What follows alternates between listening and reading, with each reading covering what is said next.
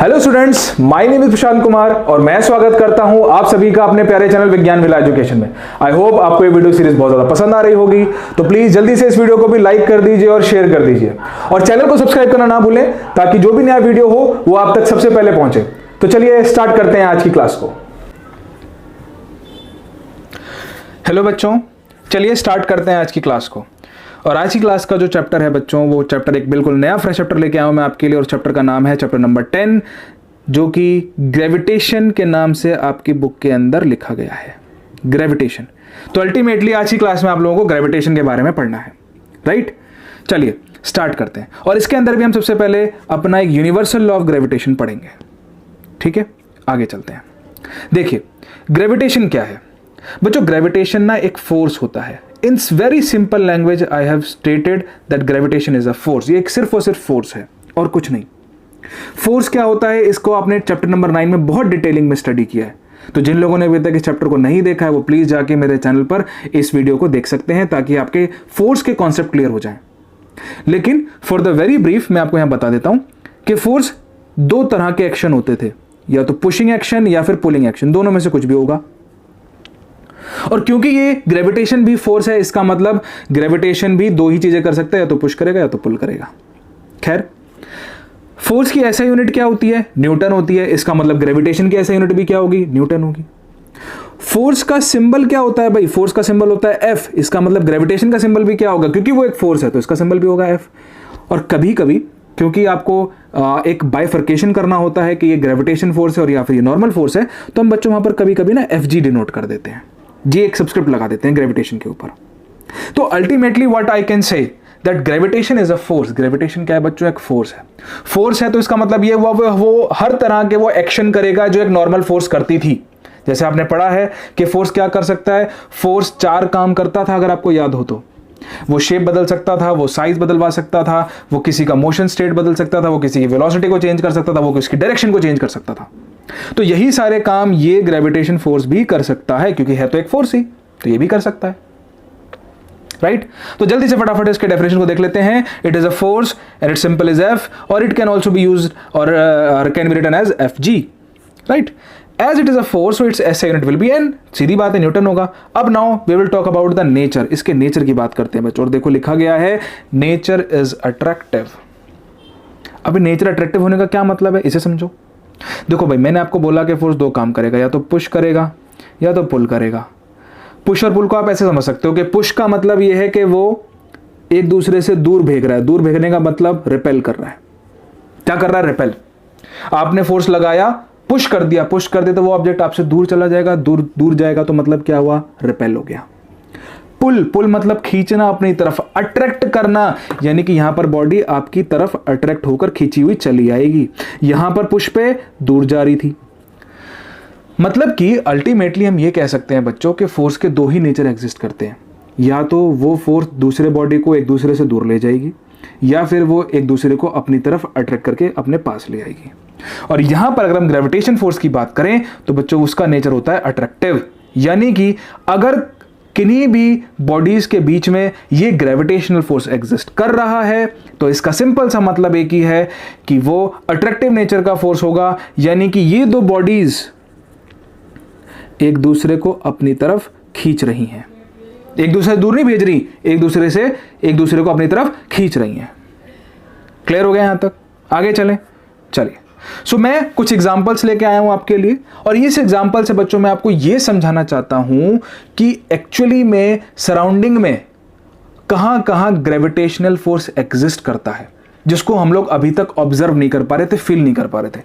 तो कुछ ऐसे एग्जांपल्स मैं अभी आपके सामने रखूंगा जिससे मैं आपको यह फील कराना चाहता हूं कि यस, यहां पर ये ग्रेविटेशनल फोर्स एग्जिस्ट करते हैं, जिनकी वजह से ये सारे काम हो रहे हैं। अगर ये नहीं होगा तो ऐसा कुछ भी नहीं होगा। ठीक है, स्टार्ट करें।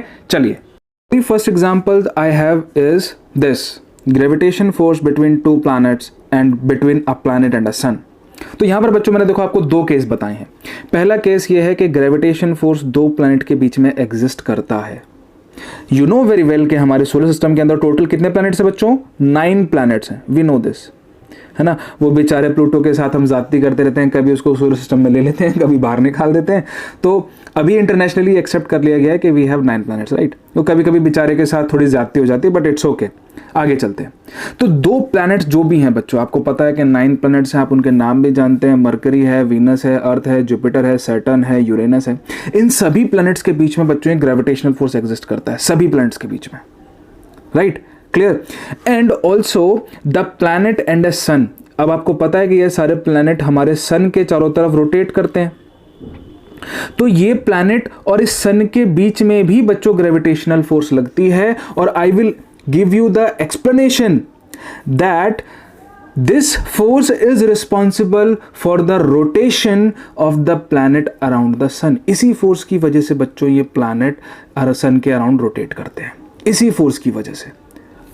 अभी मैं आपको इसको वीडियो के एंड में ये बात प्रूफ के साथ बताऊंगा, तो बने रहो इस वीडियो के साथ, पूरा वीडियो देखना है, ठीक है। आगे चलें। अच्छा, पहला एग्जांपल समझ में आता है कि यहां पर एग्जिस्ट करती हैं। दूसरा केस देखिए, आप लोगों ने कभी ना कभी स्टोन को या क्रिकेट जब आप खेलते हो तो आप कॉस्को की बॉल को या किसी भी बॉल को, फुटबॉल को अगर आप हिट करते हो, अगर आप किसी भी ऑब्जेक्ट को, मतलब मेरा पॉइंट ये, अगर आप किसी भी ऑब्जेक्ट को बच्चों ऊपर की तरफ फेंको, है ना, या ऊपर से किसी भी चीज को ड्रॉप करो, तो वो हमेशा बच्चों अर्थ की तरफ ही आती है। इट ऑलवेज मूव टूवर्ड्स अर्थ। ऐसा कभी नहीं होता कि वो ऑब्जेक्ट अर्थ से दूर चला जाए, ऐसा कभी नहीं होता, राइट। बारिश भी होती है बच्चों, रेनफॉल होता है, तो हमेशा रेन ड्रॉप्स अर्थ की तरफ आती हैं। क्या कभी तुमने ऐसा सोचा है कि ये ऐसा ही क्यों होता है? क्यों हमारे अर्थ सरफेस से रेन ड्रॉप ऊपर नहीं जा सकती? ऐसा क्यों नहीं होता? इन सब के पीछे का रीजन भी बच्चों कौन है? यही हमारा ग्रेविटेशनल फोर्स। तो कोई भी ऑब्जेक्ट हो जो ऊपर से नीचे आता है, उसका रीजन है हमारा ग्रेविटेशनल फोर्स। ये ग्रेविटेशनल फोर्स की वजह से होता है, ठीक है, क्लियर। आगे चले, देखो एक और एग्जांपल है मेरे पास। Now the next example is, it is present between the pen you are holding in your hand with you. आपके अभी हाथ में बच्चों कोई पेन होगा, है ना, नोटबुक सामने रखी होगी, तो इस पेन और आपके बीच में भी ग्रेविटेशनल फोर्स है, और इस पेन और नोटबुक के बीच में भी ग्रेविटेशनल फोर्स है, नोटबुक और आपके बीच में भी ग्रेविटेशनल फोर्स एग्जिस्ट करती है। आप बात को समझ रहे हो? तो ये हर उस ऑब्जेक्ट के बीच में बच्चों फोर्स एग्जिस्ट करती है जिसके पास कुछ ना कुछ मास है। यानी कि इन टोटलिटी हम यह समझ सकते हैं कि ग्रेविटेशनल फोर्स एक ऐसा फोर्स है जो उन दो बॉडीज के बीच में एग्जिस्ट करेगा जिनके पास मास है। और ये तो बहुत ऑब्वियस सी बात है कि जो बॉडी है उसके पास मास होगा ही होगा, एंड बिकॉज उसके पास मास है तो ये भी श्योरिटी है कि उसके पास ग्रेविटेशनल फोर्स होगा ही होगा। ऐसा नहीं हो सकता कि उसके पास वो ग्रेविटेशनल फोर्स नहीं है। अब आई नो आपके दिमाग में ये बात सुनते एक सवाल अराइज करना शुरू कर दिया होगा, और अगर नहीं आया है तो ये बच्चों सवाल आपके दिमाग में आना चाहिए था। हमने अभी अभी ये कहा कि ये जो फोर्स है, ये फोर्स हमेशा या हमारे ऑब्जेक्ट्स को, है ना, क्योंकि हमने पढ़ा है कि भाई जो हमारे फोर्स होते हैं वो या तो अट्रैक्ट करते हैं या रिपेल करते हैं, और इन दिस केस जो ग्रेविटेशनल फोर्स है ये तो हमेशा अट्रैक्ट करेगा। अगर अट्रैक्ट करेगा तो मान लें कि ये हमारी फर्स्ट बॉडी थी, है ना, ये हमारी सेकेंड बॉडी थी, तो ये वाली बॉडी इस पर ऐसे अट्रैक्ट हो रही है and this one is attracting like this, तो ये दोनों एक दूसरे की तरफ मूव क्यों नहीं कर रहे? Why we are not able to see the motion? ये सवाल आपके दिमाग में आ गया होगा, नहीं आया तो आना चाहिए था। जैसे पेन है, आप हो, तो आप पेन की तरफ क्यों नहीं जा रहे, या पेन आपकी तरफ क्यों नहीं आ रहा? ऐसा क्यों नहीं हो रहा? क्योंकि फोर्स लग रही है, और फोर्स अट्रैक्टिव नेचर की है, तो वो उसको अट्रैक्ट कर रही है, अपनी तरफ खींच रही है, तो फिर मोशन क्यों नहीं नजर नहीं आ रहा? ये सवाल है। खींच रही है तो मोशन क्यों नहीं नजर आ रहा? इसका रीजन भी इसी के अंदर छिपा हुआ है, ये भी मैं अभी आपको समझाऊंगा, लेकिन थोड़ा सा भी वेट करो। पहले मैं आपको यहां पर यह समझाता हूं कि ग्रेविटेशनल फोर्स कैलकुलेट कैसे किया जाता है, और इस बात को बताने के लिए हमारे पास हमारे महान साइंटिस्ट न्यूटन जी आए, और न्यूटन ने हमें एक लॉ दिया, यूनिवर्सल लॉ ऑफ ग्रेविटेशन। इसको बच्चों यूनिवर्सल इसलिए कहा गया क्योंकि ये हर ऑब्जेक्ट के ऊपर एप्लीकेबल है। एवरी ऑब्जेक्ट, सबके ऊपर लग सकता है, ये छोटे से छोटा, बड़े से बड़ा, हाँ, कुछ लिमिटेशन है लेकिन वो आपके सिलेबस में अभी नहीं है, तो अभी आप यही मान के चलिए कि ये हर एक ऑब्जेक्ट के ऊपर अप्लीकेबल हो सकता है, यानी कि यूनिवर्सल है, राइट। अच्छा, क्या कहता है ये स्टेटमेंट बच्चों, इस बात को ध्यान से समझो। स्टेटमेंट कहता है कि every object which has mass will exert force of attraction on another body who has मास। यानी कि कोई भी बॉडी हो, दो बॉडीज आपको चाहिए, you require two bodies, right, you require two bodies. इन दोनों बॉडीज का कुछ ना कुछ मास होगा, मान लेते हैं m1 एंड m2, और इन दोनों मास के बीच में ग्रेविटेशनल फोर्स एग्जिस्ट करेगा ही करेगा। कैसे करेगा, कैसे वैल्यू आएगी, ध्यान से देखो। वो कहता है it is directly proportional to the product of their masses, masses के प्रोडक्ट के प्रोपोर्शनल होगा। अब पहले ये बात समझ लो बच्चों, प्रोपोर्शनल किसे कहते हैं। प्रोपोर्शनल, ये फिजिक्स में बहुत टर्म यूज होगा, एक प्रोपोर्शनल और एक इनवर्सली प्रोपोर्शनल। तो प्रोपोर्शनल का बच्चों मतलब ये होता है कि प्रोपोर्शनल मतलब एक क्वांटिटी दूसरी क्वांटिटी के ऊपर डिपेंडेंट है, पहली बात, और इस तरीके से डिपेंडेंट है कि अगर हम एक क्वांटिटी को इंक्रीज करेंगे तो दूसरी क्वांटिटी भी सेम अमाउंट में इंक्रीज हो जाएगी, या फिर अगर आप उस एक क्वांटिटी को डिक्रीज करोगे तो सेम क्वांटिटी भी उतने ही अमाउंट के साथ डिक्रीज हो जाएगी। यानी दोनों भाई भाई, हम कह सकते हैं दोनों के दोनों भाई भाई, बढ़ाओगे तो बढ़ेगा, घटाओगे तो घटेगा, बढ़ाओगे तो बढ़ेगा, घटाओगे तो घटेगा। तो प्रोपोर्शनल का मतलब भाई भाई। तो ये कहता है कि ये जो फोर्स है ना, ये मास के प्रोडक्ट के प्रोपोर्शनल है। मतलब ये हुआ, आपके पास दो बॉडी थी m1 m2, इनका प्रोडक्ट निकालना है तो आप ऐसे मल्टीप्लाई करोगे। ये जो वैल्यू बनी बच्चों, इसका वैल्यू जितना ज्यादा इंक्रीज होगा या जितना ज्यादा आएगा, उतना ही ज्यादा बच्चों हमारे Fg की वैल्यू भी आएगी। और इस बात को डिनोट किया जाता है कुछ इस तरह के सिंबल से। देखिए, आपको ये सिंबल नजर आया बच्चों, इस तरह के सिंबल से हम इस बात को डिनोट करते हैं। क्लियर है, समझ रहे हैं आप इस बात को? चलिए आगे चलते हैं। Now the second statement says that it is inversely proportional to the square of the distance between them. यानी कि इसका मतलब क्या है, इनवर्सली प्रोपोर्शनल का मतलब समझो। अब ये होते हैं भाई दुश्मन, ये हमारा दुश्मन है भाई, ठीक है, दुश्मन। भाई दुश्मन का मतलब यहां पर यह है कि अगर आप किसी एक क्वांटिटी को इंक्रीज करोगे तो दूसरी वाली उसका उल्टा बिहेव करना शुरू करेगी। यानी अगर आप इंक्रीज कर रहे थे तो डिक्रीज करेगी, डिक्रीज कर रहे थे तो इंक्रीज करेगी। इनवर्सली, उल्टा, दुश्मन है, खुन्नस है उसको एक दूसरे से। एक को बढ़ाओगे तो दूसरा वाला अपने आप को कम करने की कोशिश करेगा, नीचे खींचेगा उसको, ऐसा समझ लो। यानी कि यहां पर क्या होगा कि अगर हम दोनों बॉडीज के बीच में डिस्टेंस को ध्यान से देखें तो अगर हमने डिस्टेंस को इंक्रीज किया तो फोर्स की वैल्यू डिक्रीज हो जाएगी। और किस तरीके से डिस्टेंस डिपेंड कर रहा है बच्चों, स्क्वायर। स्क्वायर मतलब आप यहां पर जो भी वैल्यू डिस्टेंस की लिखोगे ना, उसको स्क्वायर में लिखोगे। देखो कुछ इस तरीके से, ये देखिए, ये देखो, ये नजर आ रहा है बच्चों, ये यहां देखो डिस्टेंस को क्या किया गया है, होल स्क्वायर में लिखा गया है। तो अगर ये डिस्टेंस इंक्रीज करेगा तो फोर्स की वैल्यू बच्चों क्या हो जाएगी, डिक्रीज हो जाएगी। और ठीक भी है, समझ में भी आता है। कोई दो ऑब्जेक्ट एक दूसरे से बहुत ज्यादा दूर खड़े हैं तो ऑब्वियस ही बात है उनके बीच में फोर्सेस कम होंगी, या अगर खींचना है तो बहुत ज्यादा फोर्स लगाना पड़ जाएगा। तो सही बात है, फोर्स कम है उनके बीच में तभी तो ज्यादा लगाओगे, वरना क्यों लगाओगे। ठीक है, दो पार्टिकल बहुत नजदीक आ गए तो उतना ही फोर्स ऑफ अट्रैक्शन बहुत ज्यादा बढ़ जाएगा। जैसे मैग्नेट का एग्जांपल दूं, मैग्नेट को अगर आप दूर दूर रख दो अपोजिट पोल्स करके तो एक दूसरे को अट्रैक्ट नहीं कर पाते हैं, लेकिन जैसे ही वो नजदीक आते हैं तो उनके बीच में सडनली इतना फोर्स बढ़ जाता है तो एकदम से कोलाइड कर जाते हैं, एक दूसरे के चिपक जाते हैं, स्टिक कर जाते हैं। तो बिल्कुल कुछ ऐसा ही यहां पर भी है, बिल्कुल कुछ यहां पर ऐसा ही है। ठीक है, आगे चलें, समझ में आ गया यहां तक? चलिए, अब अगर हम बच्चों इन दोनों चीजों को मिला दें तो मिलाएंगे कैसे, इसे ध्यान से समझो। हमने कहा F is directly proportional to m1 m2, हमने कहा F is directly proportional to 1/r²। इन दोनों को मिलाना है तो F directly proportional to m1 m2 upon में 1/r² को मैं ऐसे लिख सकता हूं, F is directly proportional to m1 m2 upon r²। देखो दोनों मिल गए तो अब हम क्या करेंगे, इस प्रोपोर्शनलिटी के साइन को हटाएंगे बच्चों। और जब कभी भी आप इस प्रोपोर्शनलिटी के साइन को हटाते हो तो याद कर लो यहां पर हमें कांस्टेंट लगाना पड़ता है। क्या लगाना पड़ेगा बच्चों, कांस्टेंट। और देखो इस चीज को कैसे रिप्रेजेंट किया जाता है, इसको रिप्रेजेंट करते हैं हम इस फॉर्मूले से बच्चों, इसे ध्यान से देखो, ये वाला फॉर्मूला नजर आ रहा है, F is equal to G m1m2 upon R square. ये जो G है ना बच्चों, यही हमारा वो प्रोपोर्शनैलिटी का कांस्टेंट था। अभी इसकी वैल्यू भी मैं आपको बताऊंगा कितनी होती है। तो अब आपको फॉर्मूला याद रखना है, it is G m1m2 by R square, G m1m2 by R square. Clear है? आगे चलें, चलिए। Now explanation of this law.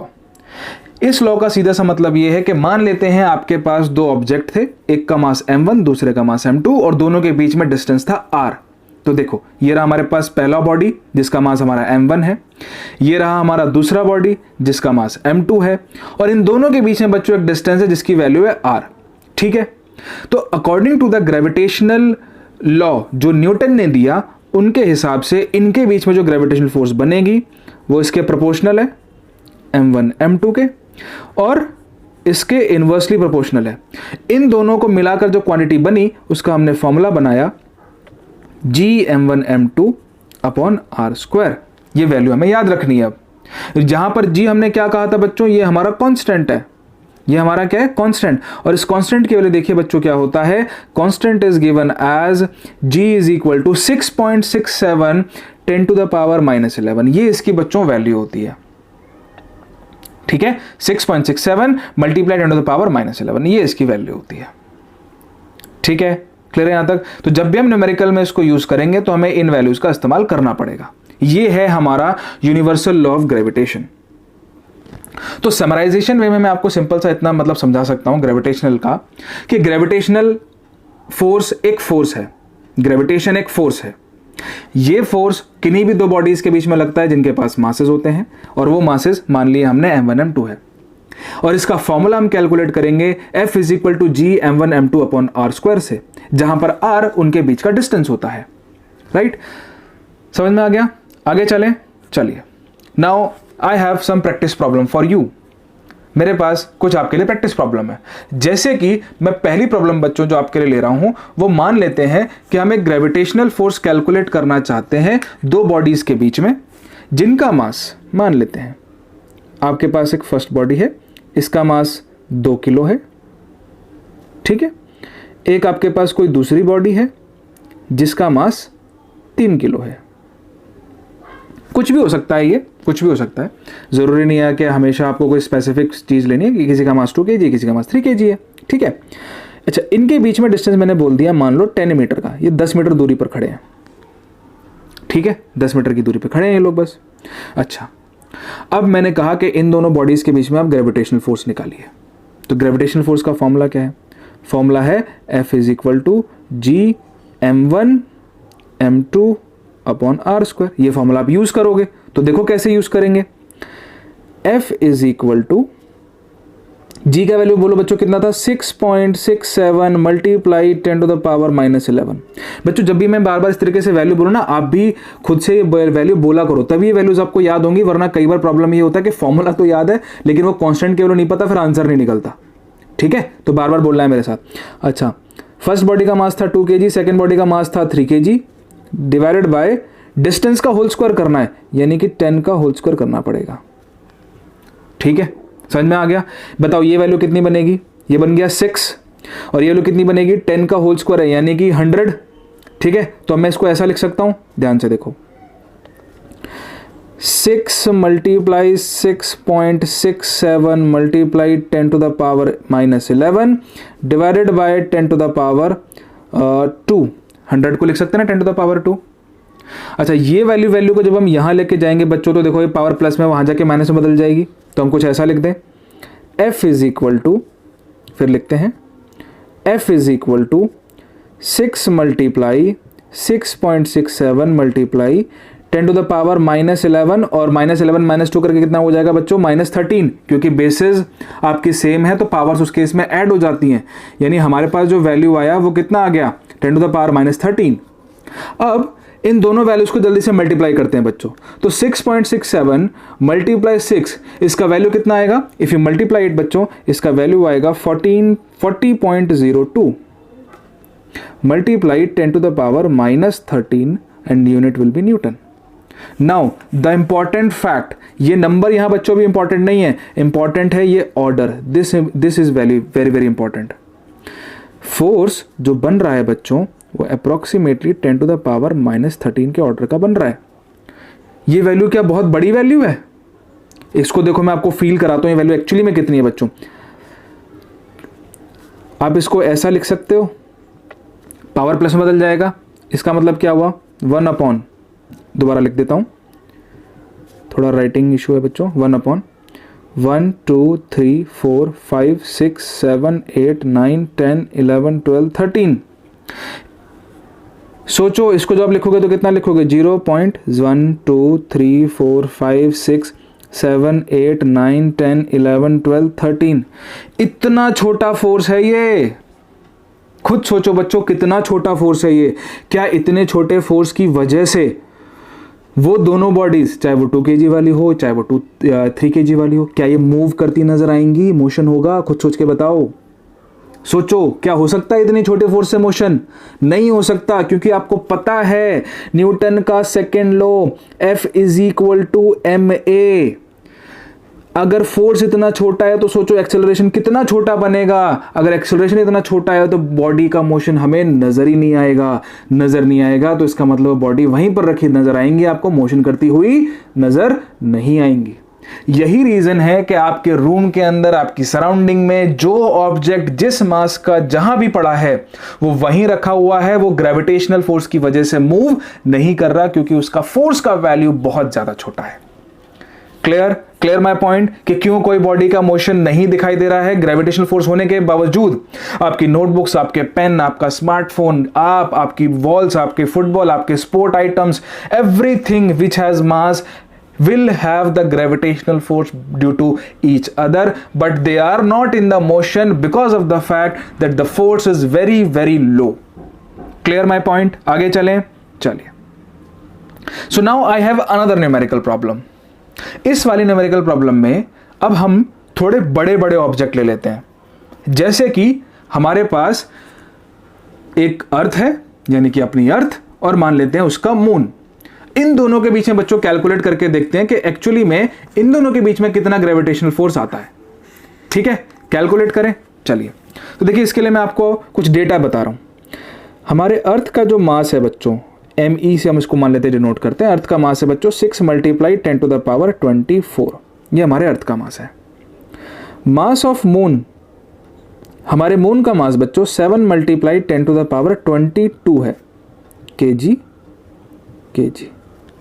और इनके बीच का जो बच्चों डिस्टेंस है ना, उस डिस्टेंस की वैल्यू है 384,400 किलोमीटर. आप इसको रीड आउट कर सकते हैं 1 10 100 1000 10,000 lakh. So you can read it 3,84,400 kilometre. ये अर्थ और मून के बीच का डिस्टेंस है, तो ये इसका r बन जाएगा. अब इसे कैलकुलेट करते हैं जल्दी से. चलो, so F will be, G का वैल्यू फिर से बोलते हैं 6.67 multiply 10 to the power minus 11 multiply earth का मास बच्चों लिखते हैं. अर्थ का मास कितना है? It is 6 multiply 10 to the power 24.